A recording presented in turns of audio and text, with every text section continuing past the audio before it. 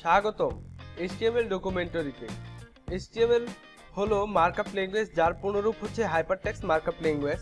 Hypertext markup language হলো একটি markup language. HTML এর মার্কআপ ট্যাগসমূহ ব্যবহার করে ওয়েবসাইটের বেসিক কাঠামো তৈরি করা হয়। প্রকৃত অর্থে এটি কোনো প্রোগ্রামিং ল্যাঙ্গুয়েজ নয়, বরং একটি মার্কআপ ল্যাঙ্গুয়েজ যা একসারি মার্কআপ ট্যাগের সমন্বয়ে গঠিত।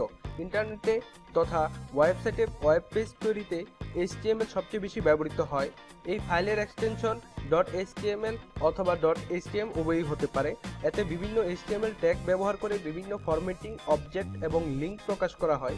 HTML এর সর্বশেষ ভার্সন হলো HTML5, যার উন্নয়ন কাজ এখনও সম্পূর্ণ এবং নতুন আদর্শমান। HTML5 ওয়েবসাইটে অডিও ভিডিও যোগ করার জন্য নতুন আদর্শ যোগ করা হয়েছে। সূত্র উইকিপিডিয়া।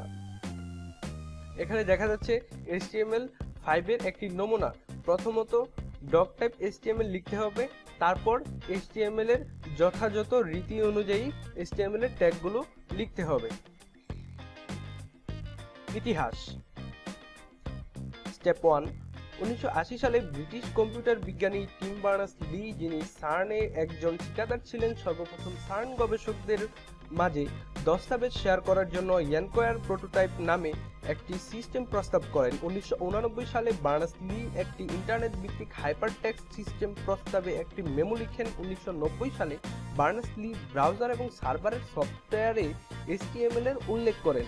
এ বছরই বার্নার্স-লি এবং সার্নের তথ্য সিস্টেম ইঞ্জিনিয়ার রবার্ট কেলিলিও যৌথভাবে সার্নকে এই প্রকল্পের জন্য অর্থায়নে অনুরোধ করেন, কিন্তু প্রকল্পটি আনুষ্ঠানিকভাবে সার্ন দ্বারা গৃহীত হয়নি। কিন্তু পরবর্তীতে টিম লি এককভাবে এই প্রকল্পটিকে USA সরকারকে জানান এবং সরকার তার প্রকল্পটিকে সাদরে গ্রহণ করেন।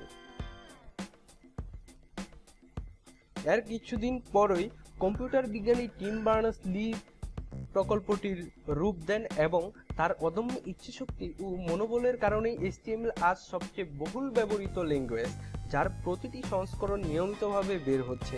তারই ধারাবাহিকতায় আজ আমরা সকলেই HTML5 ব্যবহার করতে পারি। HTML এর পেজ স্ট্রাকচার। HTML পেজ কিভাবে ব্রাউজারে ডিসপ্লে হয় তার একটি স্ট্রাকচার দেওয়া হলো। প্রথমত HTML বোঝানোর জন্য আমাদের লিখতে হবে HTML যে ট্যাগটি, এবং HTMLটাকে শেষ করার জন্য আমাদেরকে এখানে /HTML দিয়ে আমাদের এটাকে শেষ করতে হবে। এটা হলো মূলত নিয়ম। তারপর হেড, এবং হেডের ভিতরে হবে টাইটেল। আমাদের টাইটেল বারে যে টাইটেলটি প্রদর্শিত হয় তা আমাদের টাইটেল বার এখানে হেডের মধ্যে লিখতে হবে। এবং তারপরে বডি। আমরা HTML কে যে ডিজাইনে কাস্টমাইজ করব সেই ডিজাইনটি লেখার জন্য আমাদের H1 বা হেডিং P ব্যবহার করা হয়। HTML এর একটি ছোট উদাহরণ, এখানে দেখা যাচ্ছে HTML এর একটি কোডিং আছে আর এখানে একটি ব্রাউজার দেওয়া আছে, এবং আমাদের HTML কোড অনুযায়ী এখানে টাইটেলে index.html। আমি আগে বলেছিলাম যে index.html যদি টাইটেলে লেখা থাকে তাহলে টাইটেল বারে অবশ্যই index.html লেখা থাকবে। যেমন index.html এখানে দেখেন, এবং আমাদের ব্রাউজারে কিন্তু index.html লেখা আছে। এবং বডির ভিতরে যে স্টাইল হবে, যেরকম হেডিং 1 এ লেখা আছে মাই ফার্স্ট হেডিং, এবং এই ব্রাউজারে ঠিকই মাই ফার্স্ট হেডিং বড় করে লেখা আছে, এবং এটাই H1 এর মাপ আকারে এখানে কাস্টমাইজ করে দেওয়া আছে।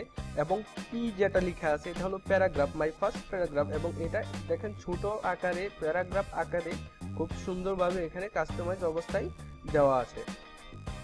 এবং HTML এর বিভিন্ন ভার্সন বিভিন্ন সালে বের হয়েছে। আমরা দেখে নিব যে এই ভার্সনগুলো কত সালে কি বের হয়েছে, বা কত সালে কি ভার্সন বের হয়েছে। দেখা গেছে যে 1991 সালে HTML বের হয়েছে, এবং 1995 সালে বের হয়েছে HTML 2.0, 1997 সালে বের হয়েছে HTML 3.2, 1999 সালে বের হয়েছে HTML 4.01, এবং 2000 সালে বের হয়েছে XHTML, এবং সর্বশেষ বের হয়েছে 2012 সালে HTML5।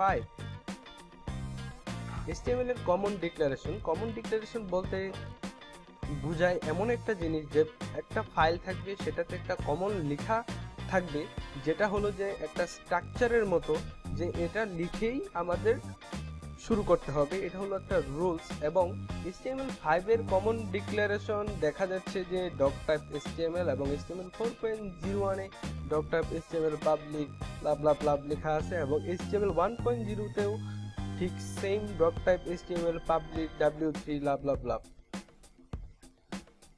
ধন্যবাদ আমাদের ডকুমেন্টারি দেখার জন্য। খুব শীঘ্রই আমরা স্টেপ বাই স্টেপ ওয়েবসাইট ডেভেলপমেন্টের টিউটোরিয়াল তৈরি করব, সেই সাথে আপনাদের সহযোগিতা আমাদের খুব প্রয়োজন। আমাদের চ্যানেলে সাবস্ক্রাইব করে লাইক দিয়ে এবং কমেন্ট করে আমাদেরকে সহযোগিতা করবেন।